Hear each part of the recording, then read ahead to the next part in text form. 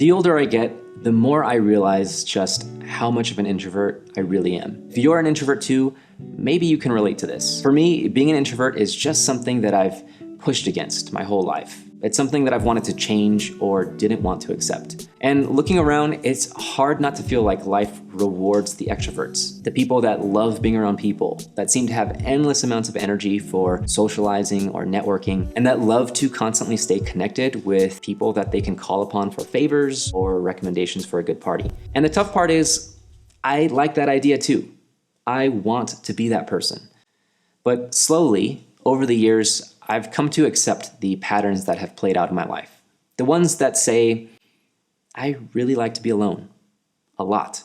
Right now, I'm traveling in Mexico, and I've been staying with a friend for about a month. And while it's been great, I did take a week and a half to go off on my own and get an Airbnb in the downtown area. That week and a half felt so refreshing, almost like I had been starving for the quiet and solitude of just being by myself all day, every day. Occasionally, I would go out for a walk around the city, quietly take some photos with my camera, or just sit on a bench in a plaza. But it was mostly quiet, peaceful, and to myself. I also spent a lot of time in the Airbnb working on personal things that I normally don't have much time for, especially when I'm with other people. Now, I think a lot of people would look at that experience and think that it sounds really boring. Even my friend would tell me things like, you need to go out and meet people. You need to check out the bars and the nightlife. And here's a struggle that I think a lot of introverts face. We can feel guilty for wanting to be alone so often. That voice of my friend, that type of message, floats around in our minds a lot, and it makes us second guess ourselves. And because pretty much all humans have some basic desire to be accepted,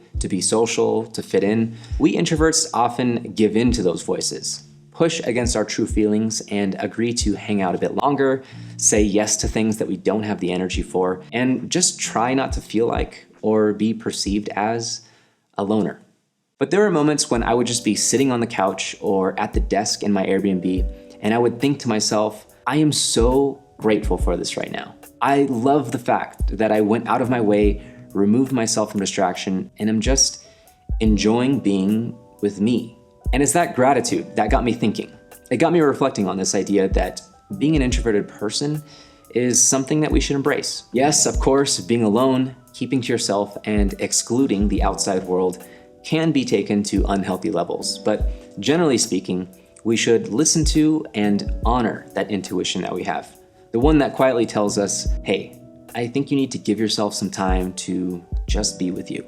We need to create that space for ourselves. And I do want to put an emphasis on that word create. Like, it actually does take a lot of thought and consideration to move yourself into solitude. And like we mentioned before, it can also be so easy to push aside those feelings for the sake of not feeling like the weird one that always wants to leave early or go off on their own. There can also be this pressure that comes from other people that don't like the idea of you not being reachable at a moment's notice, which again, makes it easier to feel self-conscious, like we're a bad person because we can't be counted on to pick up our phone. But maybe you've heard about things like the Think Week that Bill Gates does twice a year, where he essentially schedules a week to isolate himself and just focus on things that he wants to focus on without any distractions. Apparently, it can be extremely productive and rejuvenating, but it can be so hard for most of us to commit to something like that because, again, we feel guilty for it. And so if we want that space for ourselves, we really have to push against the hesitation and self-consciousness and just create that space for ourselves. One last thing that I think us introverts might struggle with, oftentimes when we do make that effort to go off on our own and be by ourselves, we do experience loneliness. Sitting in an Airbnb by myself sometimes does have me thinking, it would be nice to share this experience with someone. It sounds contradictory to what we've been talking about so far, but I've come to recognize that sometimes that feeling is simply the result of the mental conditioning that makes us feel like we should be experiencing something with other people. It's the conditioning that loneliness is sad and should be alleviated as soon as it's felt. But I don't think that's always the case. Loneliness can be a good thing. Sometimes it's a feeling that we should learn to just sit with for a while. Here's a challenge for introverts and extroverts alike. If you're alone somewhere and that self-consciousness or lonely feeling creeps up, instead of immediately trying to cover it up by texting someone or distracting yourself by opening up Instagram or TikTok, just try sitting with that feeling for a while. Try asking yourself, why do I feel this way? Is my life really lonely? Or am I just reacting to something that I'm simply not used to? And maybe your answer will be that you are too isolated and that you need to open yourself up to other people. That's totally fine.